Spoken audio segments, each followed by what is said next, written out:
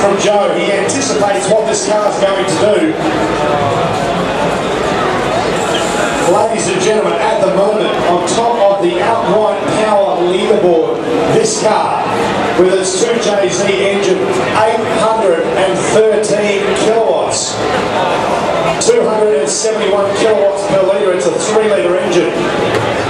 In a demonstration run late last year, a demonstration run only, at the final battle, this car pulled out 912 kilowatts in a demonstration run. The boys have tweaked the car, tuned the car, and are now ready and set to go again. Now I'm going to move this hat, because there's a very good chance the turbocharger will absolutely shred it.